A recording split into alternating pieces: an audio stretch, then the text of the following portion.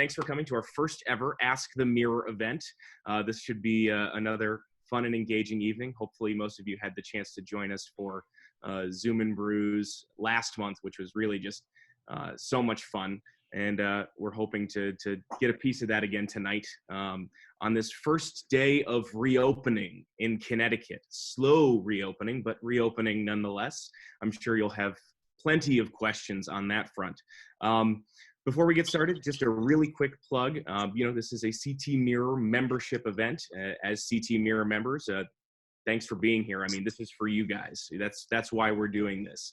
We want to be as much of a resource to you as we possibly can. And, this Ask the Mirror Q&A event format is going to be something that we do on a quarterly basis going forward, along with Zoom and Brews, as well as a new event that we're excited to unveil for next month. I can tease that just a little bit now. That event we're calling a coffee conversation, and it will feature Jacqueline Rabe Thomas, our education reporter, and Education Commissioner Miguel Cardona. Very, very excited about that one. It's going to be a lot of fun and a very important conversation about the impact of this lost school year, so to speak, on K-12 kids. So we're excited to pull that together. We'll have more details on that soon. But in the meantime, I'm gonna hand this thing over to John. But John, I heard that you, as recently as maybe an hour and a half ago, were on the phone with the governor. Perhaps something for the podcast tomorrow? What'd he say? Yeah. So Governor Lamont was nice enough to come on for our podcast. For those who don't know, we have a podcast. It's called Steady Habits, and you can find it wherever you get your podcasts, as we say in the podcast business. But we've been doing a new series about reopening Connecticut, and the governor was good enough to come on and talk with us a little bit. He seems kind of bullish on this reopening, and I'll get a little bit more detail from Beth and Paz about what they've been hearing from the governor and other people at the Capitol about this. I also got a chance to ask him quite a bit about the dissolution of the Dalio partnership, this educational partnership, which kind of fell apart this week after a little bit of political infighting. And I suppose some lessons learned at the state capitol about what happens when you do things behind closed doors. Maybe we'll get into that a little bit later on as well.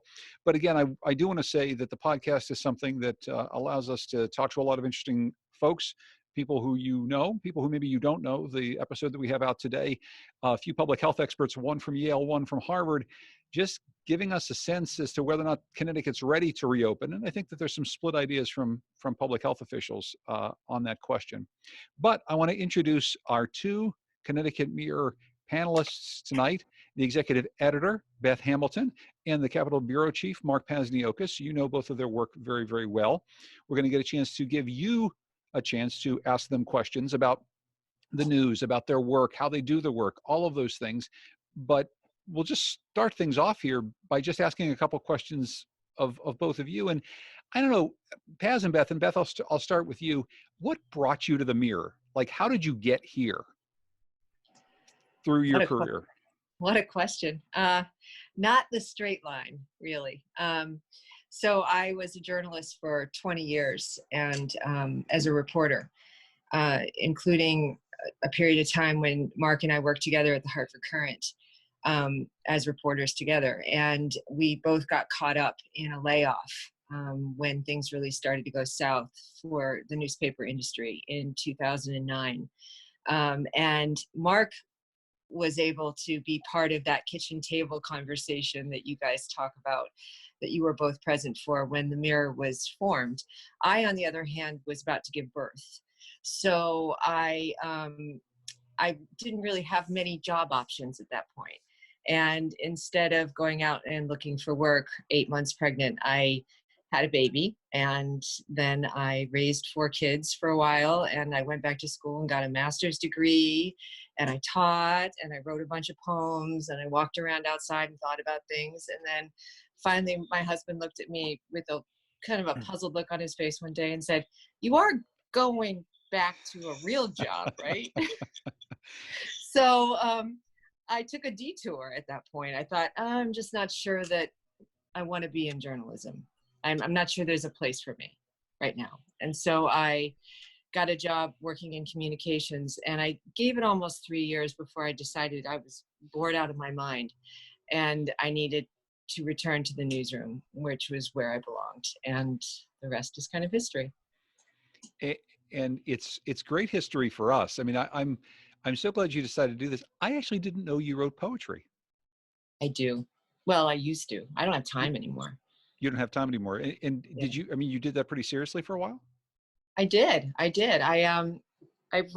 been writing poetry since I was in my early 20s, and I got a master's of fine arts in poetry. And I had a series of poems actually that I wrote while I was in grad school that was set to music. It was a series of poems about the legend of Tristan and Isolde, and it was performed at the Mark Twain House by the Hartford Symphony. So it was a lot of fun. And that was That's like super my cool. last big thing in poetry. And I haven't written a stitch since. So That's like, I mean, that's so much cooler than anything I've ever done. I'm so excited. I'm going to hear more about that offline. I'm not going to make this a yeah. poetry night with Beth Hamilton, but that's fascinating. So that's good. So Paz, you're going to have to top that. I mean, we did sit at a kitchen table with a bunch of other folks and helped to found the Mirror after you lost your job at the Hartford Courant. Do you have any hidden talents that we don't know about? Things that you had performed by the Hartford Symphony Orchestra? None whatsoever. Come on, No, you got to have something. I have been doing journalism for 40 years. I'm rather focused. It's all I wanted to do. And it's worked out wonderfully, even with some ups and downs. Even when I was caught up in a layoff with 131 other people, I had the softest landing ever. You know, I got a call the next day from an editor of the New York Times to ask me to write a weekly piece for their regional sections, which died a few months later. I'm hoping I didn't play any role in that. And then in the middle of that, you know, we were invited to have a conversation about something that led to the founding of the Connecticut Mirror 10 years ago. So it's really been quite the run. Now, my outside interests, they have to do with, I love Cape Cod. I love riding my bike there, despite the fact, as Beth knows and some other people know, they kind of cringe when they hear that, because I had a pretty good accident a few years ago, and you did. They had to screw my femur back together again, and it didn't work very well. So I am now partly bionic. Happily, I got that done before the pandemic, and it became very difficult to get anything other than life-threatening surgery. So no, I'm a Boston guy. I ended up in Connecticut. I never intended to stay. My first job was at the Journal-Enquirer in Manchester, which was a great place to work out of school. We had this incredible group of people, including the woman I married and have remained being married to. And it's just, you know, Connecticut became home. My wife's from New York. Like I said, I'm from Boston, and this turned into a very cool place to live and to raise a couple of kids who are now very interesting young women in their own. So that's my story. So how are you both handling this whole quarantine thing? We're trying to work. We're working sometimes from home. We're working remotely. Paz, last time I caught up with you, you were working remotely, but you were on the Cape. Beth, you're juggling all sorts of things while you're trying to do this. Beth, I'll start with you. I mean, how are you muddling through this? How are you coping? I think muddling is the right word. I have a fifth grader, and in addition to three young I call them semi-adult daughters. And they're all three just kind of like grounded airplanes right now, as well, all four of them really, because the fifth grader is home all the time. And, you know, I see all these other moms on social media talking about, you know, the projects they're doing with their kids. And today my child built a robot, and like my poor kid is lucky. I'm like throwing frozen pizzas at him, going, snarling at him like, don't you know how to work the oven? Like it's really bad because my husband's also in a fairly high stress job right now. So, he sits down and just doesn't look up. I at least acknowledge we have a child. So, yeah, it's a lot. Yeah, it seems like it's a lot. It's a lot for a lot of people. How about you, Paz? I mean, how are you coping with all this stuff? I enjoy getting out. I'll actually correct you. The last time we connected, I did a podcast with you, and I did that. Oh, that's right. I seated in my car behind a Shell station down the road from Mohegan Sun, which I had just spent an hour and a half touring with those guys who That's were right. trying to sell me and the rest of the world on why it will be safe to reopen. And that was a story that went up a week ago. And of course, the tribes followed up today, informing the governor, ready or not, as far as he's concerned, they're going to open on June 1st. So it's that was an interesting development. But generally, it's there's so much you can do now remotely. The governor's press conferences, I think, generally have worked well. The governor does allow follow-up questions at these things. Governor Raimondo in Rhode Island got a lot of heat because when she was doing these, and I don't know if she changed, but the window would open and you could ask her one question and they would slam the window closed and you couldn't follow up. Going to sort of let it hand if you want to come on screen and actually ask a question of Beth and Mark. So Kyle can explain some of that in a bit. We're going to get to some of your questions in just a moment. I'm wondering, Beth, maybe I can ask you this first, how you balance in a crisis like this relationship with the governor or the relationship with state government. You're trying to inform people. They're giving out these daily briefings or regular briefings because people need to know information. But you still have to ask tough questions and you have to probe and try to find information. They're not going to be forthcoming with everything, but in some ways they're giving you way more information than they would during a normal time when things are normal. How do you balance this need to probe, to ask questions, to do things that are hard hitting, and also to listen to the government as they try to inform people from their perspective about things they need to know? Well, fortunately, I don't have to do that hard work. My poor reporters do. But I do think that it's a good question. I think one of the things that's been difficult for us is realizing that, first of all, most of the reporters on my staff have been dealing with these folks for a long time. And so, there's a relationships have already been established, trust has already been established, and we're cognizant of the fact that these are human beings with all of the same problems and challenges that we have, and they are in charge of responding and keeping the public safe. So I think that there's been a lot of sensitivity on the part of the journalists on my staff about that issue, and recognizing that, it's not normal times and we can't expect them to respond the way we might otherwise expect them to respond. But I think I'm going to let Paz take the rest of that answer because he can speak to that better than I can.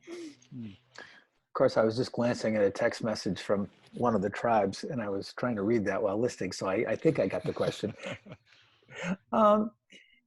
It's the loss of face-to-face contact, casual contact, has been difficult. One of the things that's wonderful about working at the state capitol in the legislative office building is it's the serendipitous part of it that you run into folks all the time. You may be working on a story, you have been unable to connect, and you see them. Or you're standing in line getting coffee and you're in a conversation and you realize there's something going on, or you can physically see things in that building because of the way they're set up. And if I've been around long enough, if I see 4 lobbyists in a corner, I quite often can figure out, oh, something's afoot, and based on who's there, I know who I need to go talk to and find out. And I do miss that greatly. In fact, one of my kids, when she was young, somebody asked her what her father did, and her answer was, he walks around the legislative office building drinking coffee all day, which is kind of what I do. That's exactly what you do. Yeah. It's a big part of the job. It is. I once had an editor, not Beth, who suggested I work out of the Hartford Courant newsroom more. And I said, I've never once gotten a story idea getting coffee in the cafeteria at the Courant, but it happens every day at the LOB.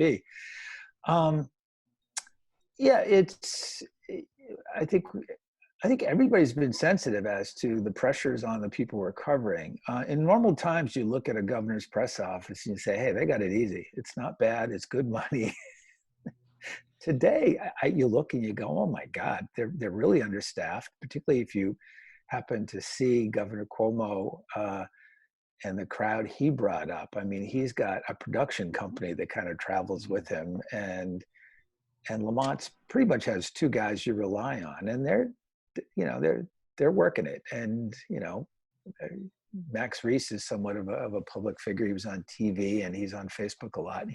A lot of people know he's got twin toddlers, and I have had conversations with Max where part of the backdrop is him trying to instruct his son on why it's a good idea to use a toilet. That literally happened yesterday. And I'm sure actually, I know he would be fine me sharing it, because if you go onto his Facebook page, you'll see video of him bribing his son with tractors. I don't know how long this is sustainable, but I digress. Everybody's dealing with it, right? Everyone's throwing pizza at the kids. They're potty training. They're doing everything. We've got a lot of people. We've got a lot of people want to ask questions. And hey, Kyle, I'm going to ask you here. I want to make sure Martha has a good question, and she wanted to maybe ask it in person. How do we do that? Hey everybody, I'm back for just a second here. I posted in the chat how this is gonna work tonight. We are gonna take written and verbal questions tonight. I can see the written ones coming in already. They look fantastic. I'm excited to hear the answers to these as much as you are. But if you'd like to ask your question yourself, you can use the raise hand button, which is near the bottom of your screen, and you'll all get in line, so to speak, and we'll try to alternate back and forth between written questions and the verbal ones. So I'm going to start with Martha, just because she had her question in first. If that's all right with you, John, I'll go ahead. Yeah, sure. Switch it over, but let's have some fun. Oh, good. So Martha's going to come on with us. We'll see if this works. Martha, are you there? During the Zoom and Brews, this sort of thing happened too, and it's very much like doing a call-in radio show, which I did for a very long time, which you're like, hi Martha, Martha's calling from Fairfield. Martha, you're on the radio. Martha? Fairfield? Martha, no way. I'm from New London. I am not from Fairfield. Good. See, you caught me, Martha. You caught me. How you doing? It's been a hard day, but I'm okay. Yeah. So what's your question for Paz and for Beth? Hi, you guys are awesome. So I'm a nurse, and we actually lost, I'm also part of AFT, the local here. We lost a PCA last night. She worked on the COVID floor, and she died of COVID. And I'm so sorry. Death here at L&M and the VNA. And we've just been, it's almost becoming the new normal now, the awful way we use PPE.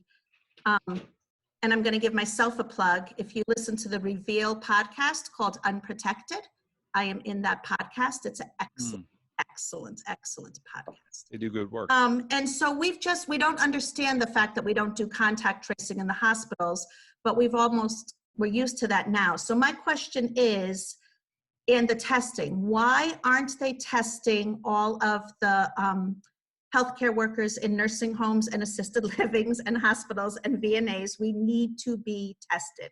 I can tell you that our staff, I'm just a nurse, I'm not management, that we have infected patients, but it will never come out because you can never prove anything, just like we'll never get work Hmm. because we can't prove anything. But why aren't we doing testing and this contact tracing using volunteers? If we have never learned anything about this pandemic, should tell us how important public health is, and that our economic health is completely tied with with our public health. And we don't need volunteers to do contact tracing. We need trained people that are accountable and that are regulated. So you always have more answers than anybody else. I'm asking you about testing in Yeah, healthcare workers and contact tracers. great. Martha, thanks for the question. Go ahead, Mark. Yeah, I'll take a crack at that. So a couple of things. I mean, one, I want to talk about a reporting challenge because, you know, one of the struggles of reporting during this pandemic is we are reliant on the governor's briefings and briefings by his staff. And we have limited access to people like Martha. You know, in the best of times, you don't just walk into a hospital and wander around, but these ain't the best of times. And of course, that's become very difficult. And that's been a challenge from the start of this, is trying to corroborate what we're hearing at the Capitol. And I don't mean to suggest that they are deliberately misleading people, but the word that bubbles up to the top quite often is different from what's happening on the ground. So anyway, I just wanted to say that.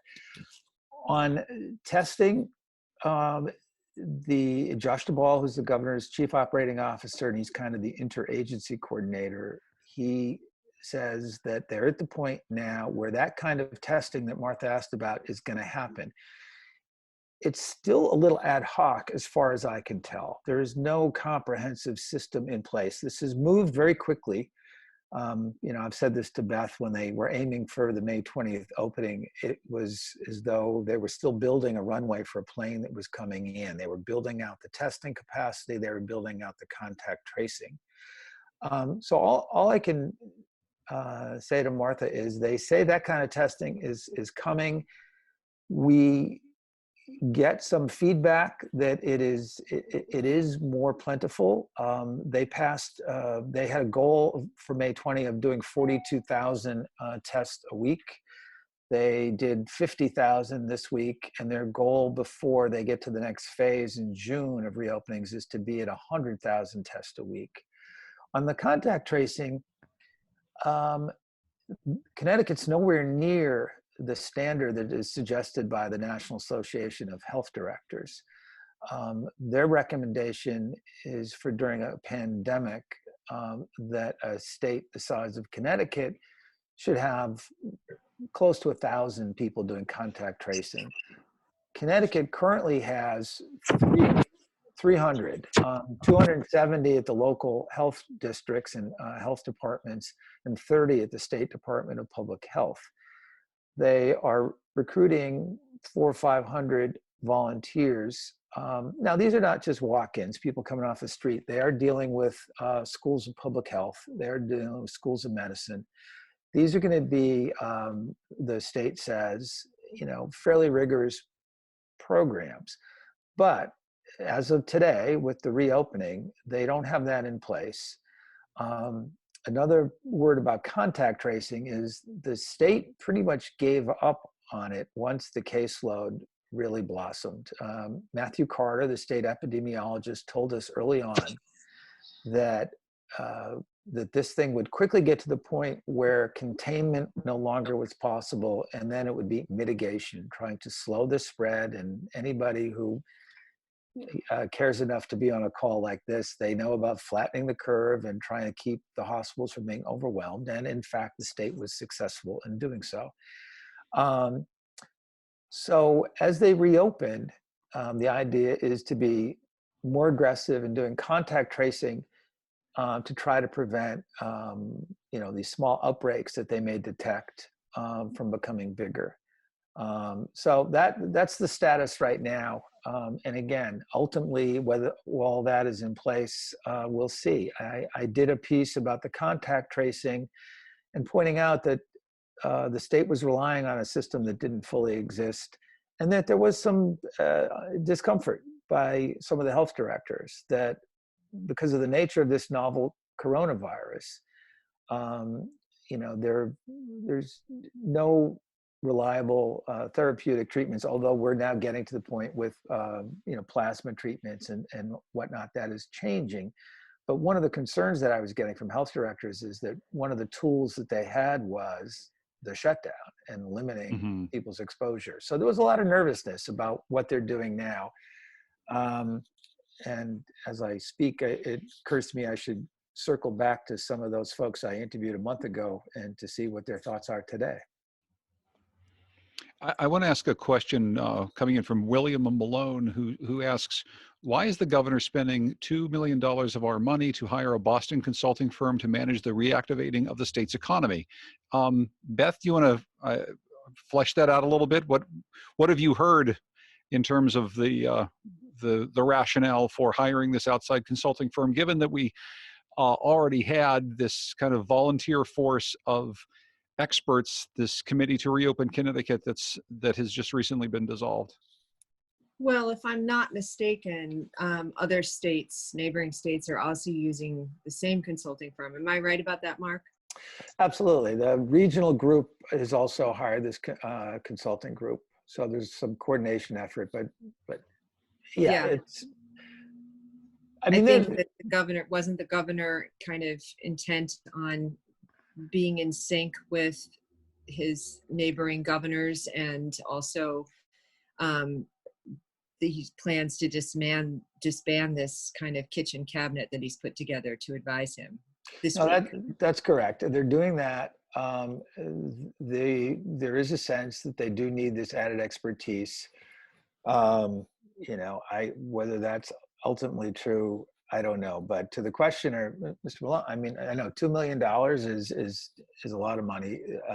Lamont is relying on some people who are from the world of business, and in a world where if they have a problem, a very complicated problem, such as dealing with a pandemic, reopening, trying to re-engineer an economy, this is what they do. BCG, the company they hired, is not as well known as somebody like McKinsey, but they're a big firm. You read the contract, they're getting, they're supposedly getting the government rate and all that, but they say it's money well spent. It'll be at least 75%, I think, will be federally reimbursed. It is still taxpayer money, to be sure. But the feds are allowing this kind of thing to help these states as they try to do a lot very quickly. There's no governmental function that can take the place of this. There's nothing set up at any level of state government in the executive branch that takes the place of what an outside consulting firm could do, or any of that expertise? As part of the emergency, the state uses this framework that the feds had outlined many years ago, and you organize by broad functions. And Connecticut has used that. And I'll confess, I'm not in a position to say that this is crazy or this is brilliant or that this is justified. There are certain limits in the best of times as to our ability to look under the hood. It's a little bit easier when we're at the Capitol and the Legislative Office building every day, and there's full staffs and you can FOI things. But bottom line is, I don't know. I don't know if this is absolutely necessary. I can say that there are people I deal with regularly who are acting, I believe are acting in good faith, who believe this is, very, very much necessary. So bottom line is, I don't know, but that's direction. Yeah, I mean, I guess I would just add that, like so many other elements of the pandemic response, it's going to be a while before we can really accurately assess how successful the government has been in responding to this, and where the fault lines and mistakes were made along the way, and what should have been done differently. Because when you're in the middle of a hurricane, and it's very hard to see clearly around you. And I don't know that they had a very clear playbook, because this kind of came out of nowhere, right? So they're responding in real time to events that they had no real preparation to respond to. I mean, there were plans, but there weren't, you know, there were emergency response plans, of course, but that's not the same. And this is a unique disaster, in that not only in that it affects the entire state, which is unusual for, you know, if you have a hurricane or a blizzard, but it affects every state. And to have the economy turn on its head so quickly, and with all that that entails, the ripple effect. Mm-hmm. And again, I don't say that to defend what they did, but it clearly is this, you know, this unprecedented, you know, it's such a weak word, unprecedented, but it is. There's no playbook on this. You know, there's going to be a lot to sift through as far as how the state handled it. You know, the governor got basically, in the beginning, I think there was a lot of support, got a lot of good marks for being fairly open, available every day. As it's gone on, his closing orders have become more controversial. The basis for them, you know, people pushing back. He made on Monday what I think a lot of people would think would be something of a political gaffe. He reversed himself with short notice. Barbers and hairstylists were supposed to be able to open Wednesday, and he said on Monday you can't. That doesn't reflect well on that kind of reversal with 2 days warning to folks who were geared up, who had some of them who were protesting today said, look, we've been preparing for this. It was reasonable to close us for when he did, but we were given a date to open. We've prepared, and the people who are uncomfortable should not open, and the clientele who is uncomfortable should also stay. Yeah. So, I mean, but, you know, overall, he's, I think he's tried very hard to give the rationale for what they're doing.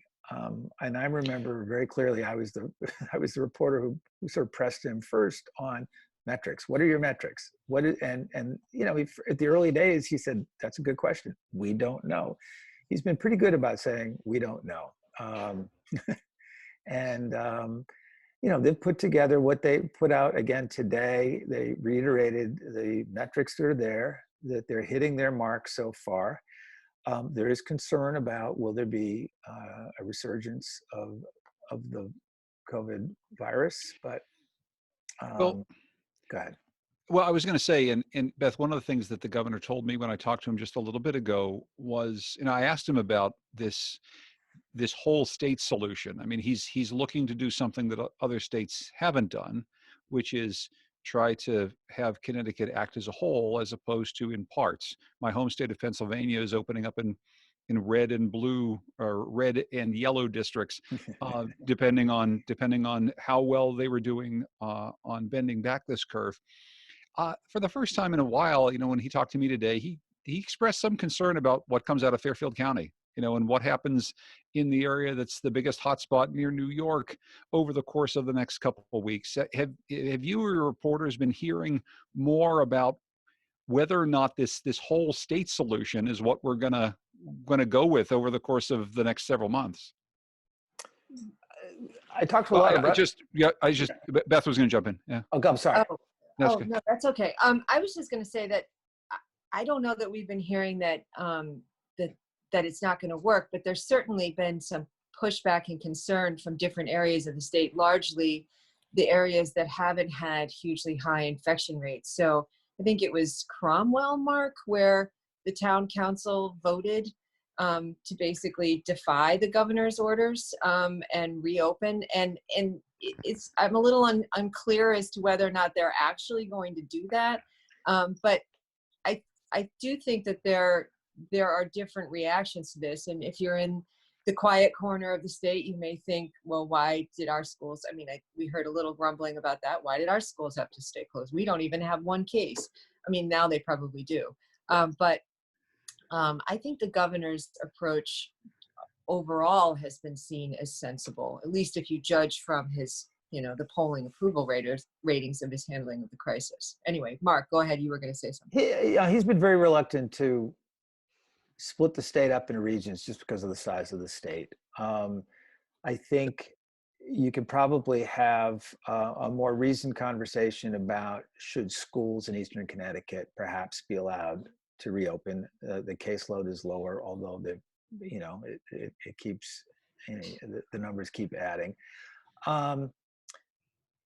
It's in the national press.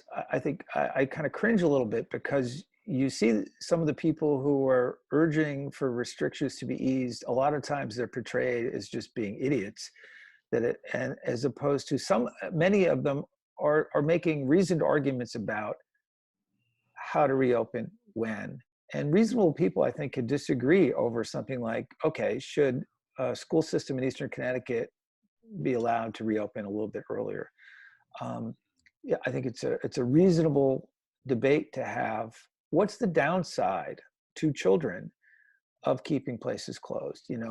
You don't have children who are at risk being in the view of mandatory reporters, and that's a concerning thing. And I asked that question to Zeke Emanuel, one of the doctors who's on the advisory group, the other day, and he said that's something they struggle with. Emanuel was one of the people who argued in favor of opening summer camps, and it became apparent today that he has succeeded in convincing the governor of that. But there are pros and cons to that, right? Kids lose a lot when they're not socializing, but as a reporter, I think most of us have had a fair amount of sympathy for the policymakers who are trying to, again, they keep talking about balancing the obvious public health concerns against collateral damage, to the economy and to human beings. I want to get to a question. I think we've got another live question here. We're going to try out this fancy Zoom thing with Richard Davies. Richard, I see his name there. Now let's see if we can get his picture up. Yeah, I'm here. Hey, Richard, how you doing? I'm good. Can you hear me? Yeah, absolutely. Absolutely. Hi. What's your question? Good evening. Yeah, we've heard a great deal, quite rightly, about the enormous cost to public health that presented by the virus, but it has also done tremendous damage to the economy as well. I noticed today driving on I-95 that the traffic is really picked up, and that more people are moving around than they were before. I wondered in your reporting whether you've seen a significant difference in the views of legislators, state legislators, from more rural and suburban areas than from cities, or from areas which haven't had a very large penetration of the virus, compared to places like New Haven and Hartford, where the health damage has been much worse. Absolutely. There was, at least publicly, it was it was nearly unanimous, the support for the governor. And then in April, when he extended the closure orders to May 20th, that shocked people, and there was the first pushback. But on a regional basis, absolutely. There are people in Eastern Connecticut, in the legislature, as well as in the chamber out there, who have urged the governor to reopen that part of the state quicker.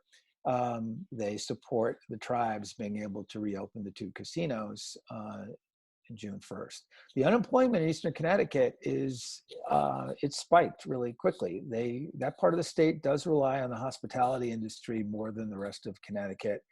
So once you move past Electric Boat and the smaller shops that feed into that supply chain, they're hurting, and there is that pushback.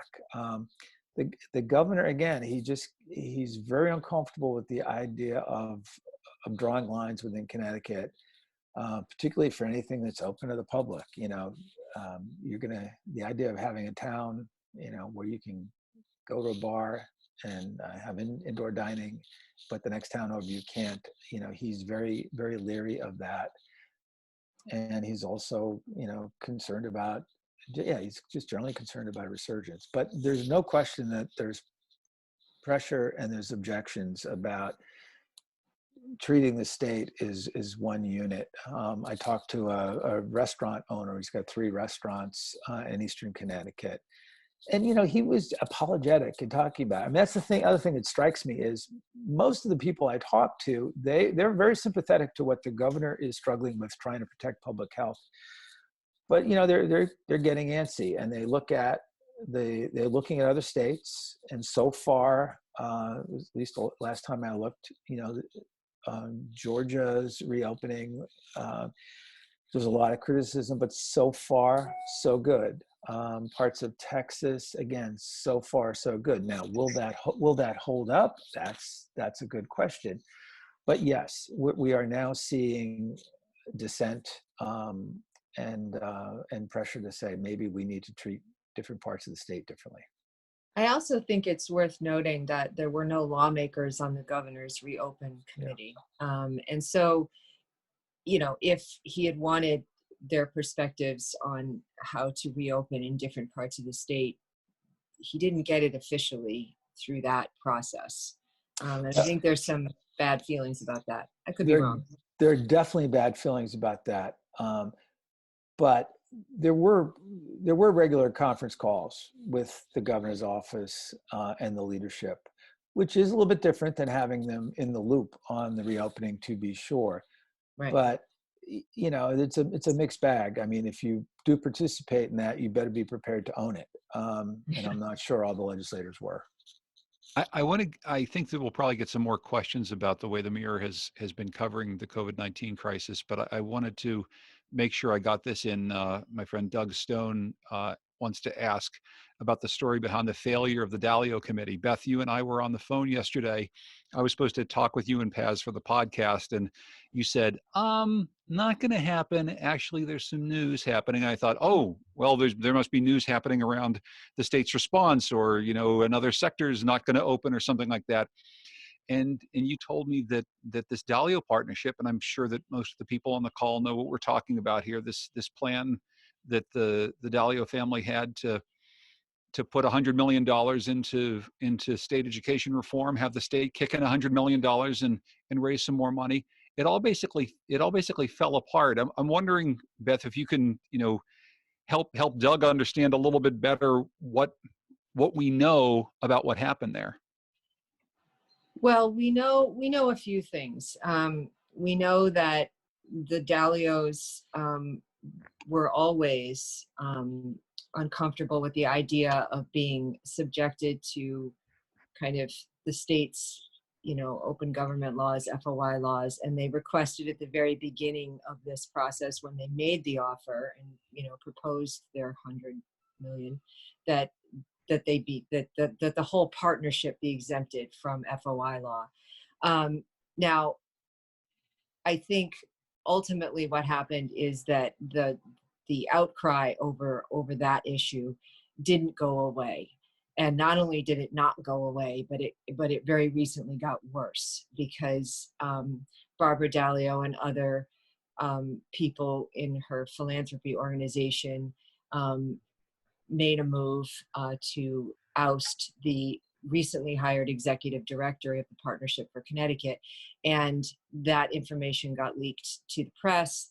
And I think it was at that point that Barbara Dalio and others, probably with her philanthropy association, said, okay, that's it, we're out.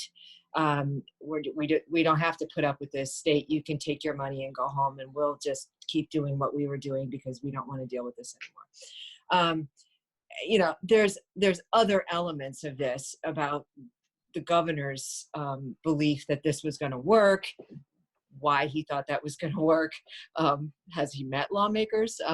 You know, he didn't seem to have a very great understanding of how difficult it was going to be for the Fourth Estate and lawmakers and other people who are interested in open government to accept this idea of a public-private partnership that's spending taxpayer money and isn't subject to FOI. So, but what's so interesting, Beth, is you know, as I was just talking with him, I asked him again about this, and he so firmly believes that this is a model that will work going forward, that that there are other people who he knows in his circle. And again, he's made a lot of money. He had a lot of money and he's made a lot of money. He knows people who are rich and might want to give the state some money, but he believes that they're not going to want to do business the way the state usually does business. And they're all going to come with strings attached like the Dahlios did. And I guess I'm just wondering if we're going to see this again, or if the backlash over this actually starts to change the administration's mind about doing business like this. I don't know. Paz is closer to him, obviously, than I am. I don't know if he's going to back off of that belief. I don't think it's going to work particularly well. I think he's going to run into the same questions and objections, no matter how many times he tries to do it. I think the only way he's going to get people to buy into this is if he agrees to have public money be subject to public scrutiny. Anyway, Mark, you want to add something to that? There's a fine line sometimes between having a fresh and being absolutely naive about the way politics works. And, you know, the governor has brought some very bright, dynamic people in from the business world. He's tried to have, you know, a fresh approach to how you do business. Before the pandemic, they were trying to really modernize a lot of things in state government in ways that aren't very sexy or interesting. But, you know, this was to me, this was a clash of cultures of well-to-do philanthropy versus the rough and tumble world of politics. And the governor thought they could put it together. It was awkward from the start over the issue of the transparency issues. And he hasn't given up on the idea of bringing in people from the outside. But he, I would say he was clearly wounded the other day. He could have announced the dissolution of this through a press release or just sort of mentioned it as the briefing, but he felt strongly he wanted to do something in person on the steps of the Capitol. And he clearly was stung. And what became clear is he felt a little embarrassed that that this philanthropy was not appreciated. He's had the same view at times about the advisory group. You know, there's been pushback on the advisory group about who's in it and who's not, and that's all part and policy. You know, it's part and parcel of being in public life. You know, but I think he was almost embarrassed that a lot of people he recruited to volunteer hundreds of hours in some cases. You know, Albert Coe, who's the Yale epidemiologist who co-chaired it, you know, he put a lot of work into this, and I think most people would be appreciative of it, and they are. But again, the governor, he seemed not to understand why there was pushback, why some legislators are complaining that there was no representative of the General Assembly, and that kind of thing. And I think it's just, and we'll move on to another thing, but Beth, I think it's an important point, because sometimes when we have this conversation, you know, when I was on the Wheelhouse for years, we would talk about transparency issues, and often we would amongst ourselves think, does the rest of the world care about the press's need for freedom of information? But this is one of those instances in which the lack of information, when that lack of information is extended to people in the legislature, all of a sudden it comes back and bites you in the butt. And it makes you think quite a bit about whether or not it's not just the press that wants it, it's whether it's lawmakers, people in general. I mean, there's a reason why we care about freedom of information, right? Right. There's a really good reason. I mean, the issue of government accountability, I don't think the general public understands until something goes wrong. And then they're like, oh, right. And so getting them to understand why it would be important that, you know, there be full disclosure and public scrutiny on how this, you know, Partnership for Connecticut was spending $100 million of taxpayers' money in public schools. Like, how are those decisions being made? You know, who is going to get this money and why? What is the rationale? And if those conversations are taking place behind closed doors, there's a very real chance that something could go wrong. Mm. So I'm going to ask Kyle for a ruling here, because I think we got started a little late. Maybe we can go a little bit over 8 o'clock. Kyle can come in and let me know, because we got a lot of questions to go. Kyle, is that, you're the master of ceremonies? I don't do anything without asking you first. Can we go a couple minutes past 8 o'clock? I think it's in line at this point for us to make sure that we get as many of these questions answered as possible. And so, folks, thank you for the questions. This has been great. Really yes. enjoyed it. Yeah, we got a lot of good questions here. So what we're going to do is a little lightning round to get to some things. Paz, quick answers here. Ann Sawyer asks, A, do you know if there will be a special session? And how will Connecticut ensure November election is safe and secure and accessible? Lightning round, huh? Yes, to the special session, they will definitely be coming in. The Safety November, the governor, he signed an executive order today, which is limited. It's about loosening up a little bit on how you can use an absentee ballot. But there is a plan. The Secretary of State's office did get a federal grant that they're now working with the cities and towns. As many people know, that elections actually are run by the cities and towns. The Secretary of State's office has limited authority in that area. But it's an open question. Connecticut has very restrictive rules on the use of absentee ballots. And some of those rules are in our state constitution. So there's a limit as to how you can loosen them. But the governor signed an executive order tonight, which, because I'm doing this, I haven't had a chance to read yet. I think I know generally what it does. But yeah, anyway, those are two quick answers to that. There will be a special session at some point. They're going to have some budget issues, and they will possibly be looking at things they need to do to make the election safer.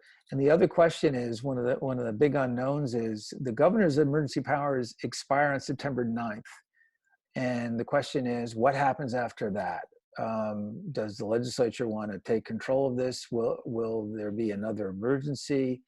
But those are some of the things that they got to figure out. This is a bigger picture editorial question. I'll throw to you, Beth. Marty Ryan wants to know, what are your standards regarding accuracy and reporting and separating facts from opinion? Oh, that's a that's a big question for a lightning round, but Yeah, well, I mean, obviously we try to have the highest standards for those things. I'm not exactly sure how to answer the question other than to say that's at the core of our mission and what we do every day. I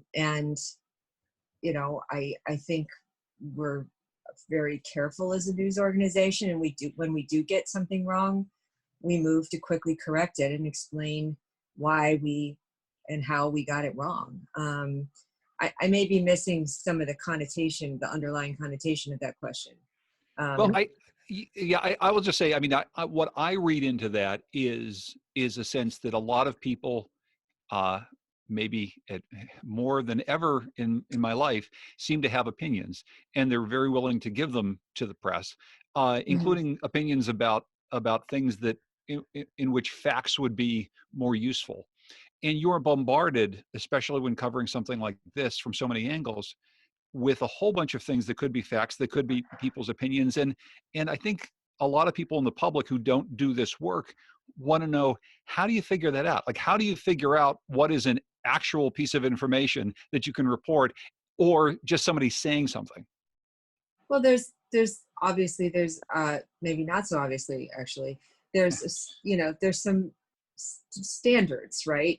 So, if you want medical advice, you don't go up to, some guy in the street you've never met and ask him what he thinks if the mole on your cheek is cancerous. You go to a doctor. So journalists are just like everybody else. We seek out information from the people that we understand to be experts in that information. So if we want to know whether or not the governor is going to lock down the state, we call the governor's office. We don't just say, report that there's a rumor going around. So for example, for 3 or 4 days before the governor made a decision to close schools, we were hearing the governor's going to close schools. The governor's going to, the rumor was going around everywhere. We didn't report that. We waited until the governor closed the schools, because I think that especially in times of crisis, which this is, it's very important to verify information before you report it.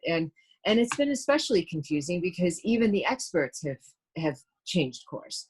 At first we were told, for example, you don't need to wear a mask. Don't go out and buy a mask. People who are hoarding masks are doing it wrong. Don't do that. And then, lo and behold, 2 months later, everybody should be wearing masks. So, we're doing the best we can, just like everybody else. At times I felt like we've had whiplash from the different. And that's so interesting, though, Paz. What Beth was just saying, though, is because covering this pandemic means that we have to listen to so many medical professionals. One of the things that happens with medical professionals, right, is they get new information and they change their story. Now, That's reporters love to say, gotcha, you said this a week ago and now you're saying this. And doctors are like, yeah, because we got new data. And so that can be a little bit different.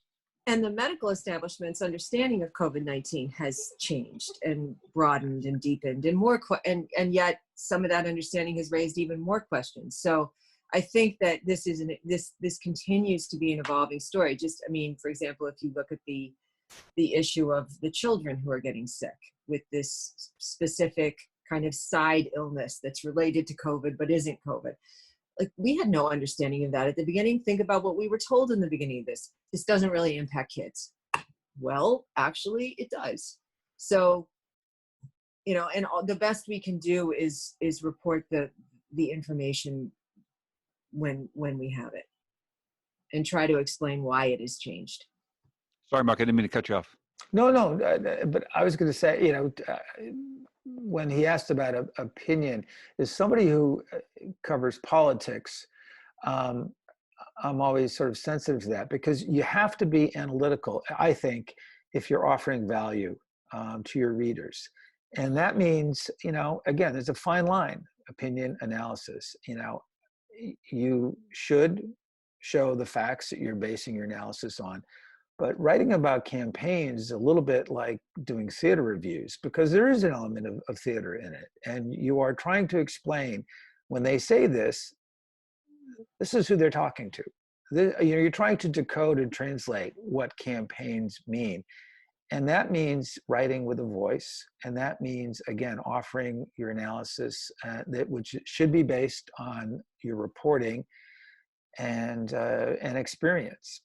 And if you're afraid to do that, you're robbing your readers.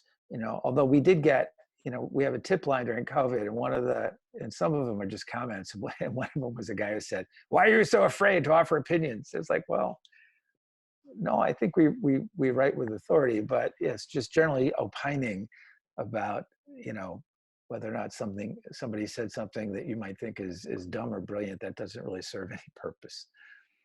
I've heard a lot of people ask this of reporters and editors recently, and I think it's valuable at this time.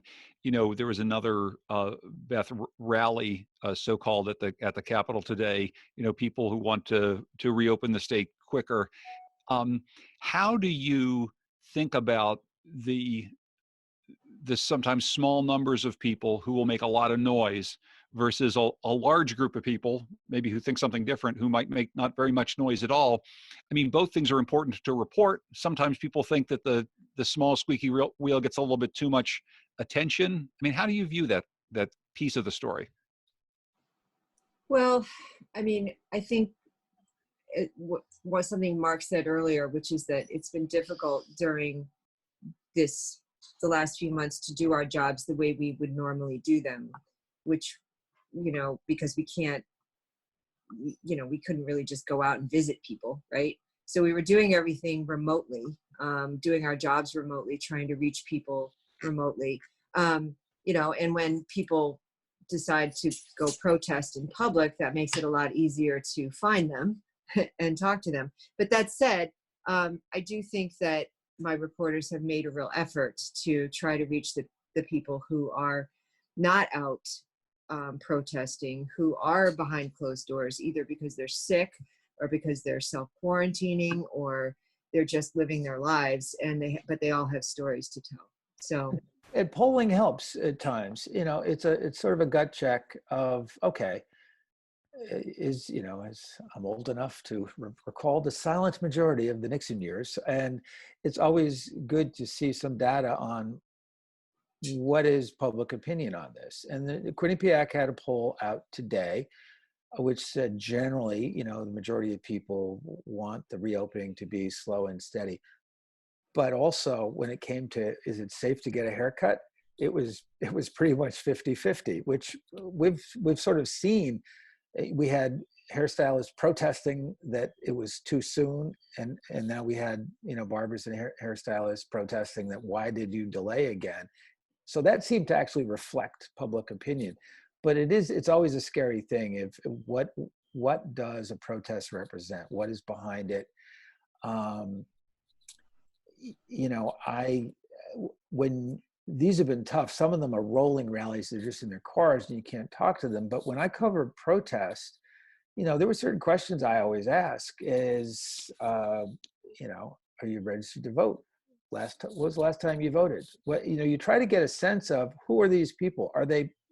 Do they reflect power at the polls, or are they people who just sort of enjoy the moment of being outside the Capitol on a nice day and protesting? And those are the sort of the tricks of the trade you learn as a reporter. You try to measure that. When gun control was a big issue.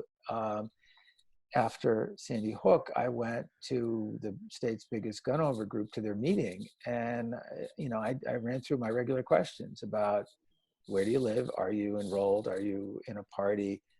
And to the organizers, what can you tell me about what legislative districts they're in? And, and you could see this was a group that was kind of new and feeling its way, but they hadn't quite figured out how to translate their passion about Second Amendment into stuff that probably was going to show up at the polls as far as, okay, you can tell somebody in this Senate district who your people are, so there's that kind of stuff you do to try to figure out is what you're seeing, does it really reflect something deeper? It's an imperfect Sure. art, I will quickly add. And sometimes you see it the first time you go, oh, this is just a bunch of noisy people. And then it grows, We just have time for a couple more questions. And there's two actually from an anonymous attendee and also from Kathy Flaherty, both having to do, one having to do with schools actually. So really quickly, somebody who's very concerned about the opening of schools. What more, I think we talked about it briefly, what have we heard from the administration about what's going to happen in the fall? I don't think the administration has made any pronouncements about what's going to happen in the fall, unless I'm wrong, right, Mark? No, they've not. We've heard more from colleges because they're doing this stuff on their own, but as far as the public school systems, they have not really said anything. The assumption seems to be is barring a resurgence, and that's the X factor. What happens in the fall? What happens over the course of the summer as we reopen? Yeah. And what will we know? Will we know in August that something we don't know now about the vulnerability of children, or which children, under which circumstances? So, yeah. Because I was going to say this, in this person has some experience with special needs children, and I think that's a big piece of it. There's a whole bunch of folks who need the routine that school provides, but also would be almost impossible to bring back to school in the settings that we've had them in before. Well, and that when I was talking about balancing how you can have a reasonable conversation about, what is best for the children, it depends which children you're talking about. And yes, the special needs children, clearly this does not, many of them rely on structure. You can't sit them in front of a computer. A lot of them in the public schools get one-on-one time, and that's all gone. And that, your heart just goes out to parents with a special need kid or to the special need kid at this time. And our question here from Kathy Flaherty is, are they ever going to hold the meeting of the community committee that got canceled yesterday because of server problems? And for people who don't know, right, didn't the whole Capitol crash yesterday? Yeah. Or a big piece of it. Mark, what do you know about that? They I don't know. They did. I thought they tried to reboot. It was a community roundtable, but I will confess, and I know Kathy, and she'll be charitable. But I can't. No, I can't recall. They've been trying to do a bunch of. They all call them all roundtables or community meetings, and so I'm not sure, but I will find out. Try to find out. Yeah. Hey, Kathy. Any last words from you guys? I mean, Beth, we talked a little bit about how people are coping in quarantine. Like, I don't know, are you cooking anything good? Are you getting anything done?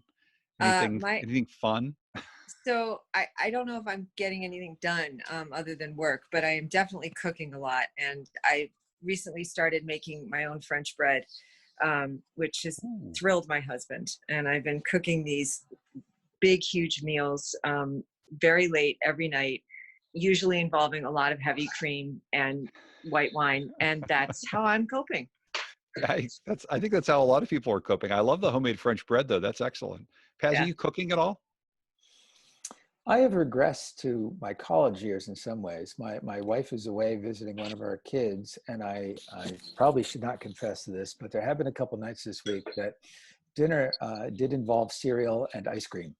Separate bowls. I ate half a block of brie cheese with my fingers last night at 11 o'clock, waiting for somebody who shall remain nameless to file a story. Yes, So. Yes. So this is what happens. So this is a little inside scoop here. When the reporter keeps the editor a little too late and maybe blows a deadline, she starts eating brie cheese with her fingers. That's exactly right. This is how we'll end things, folks. Beth Hamilton and Mark Pasniukis, it's good to see you both, and hopefully we'll see you both in person again sometime soon. Is anybody going to ask Kyle if wearing a hat during a pandemic signals a very bad haircut experience recently? Is somebody going to ask me that question? I don't know that I want to answer that question. Is there any hair under the hat? That's going to be answered at the next Ask the Mirror webinar. Okay. All right. It's going to be a big reveal. Right. Hey, everybody. Thank you so much for coming tonight. This has been fantastic. The questions were great. I see some feedback about wanting to do this more often, and we hear you. Send me that email and CC my boss, publisher at ctmirror.org on that email saying we should do this more often, and we'll get the mirror and see if we can make that happen. This is great. We want to be accessible to you. You are our members. You are what makes this possible. You make the mirror possible. So we want to be a resource to you and make sure that we're answering the questions that you have, not just throughout this crisis, but even in normal times too. So this has been great. Our next event is going to be on June 24th. It's going to be our coffee conversation. We'll have Jacqueline Rabe Thomas and Education Commissioner Miguel Cardona, along with a few other folks, talking about the impact of this crisis on education for K-12 kids. So thanks again for being here tonight, folks. Have a great night, and let's stay in touch.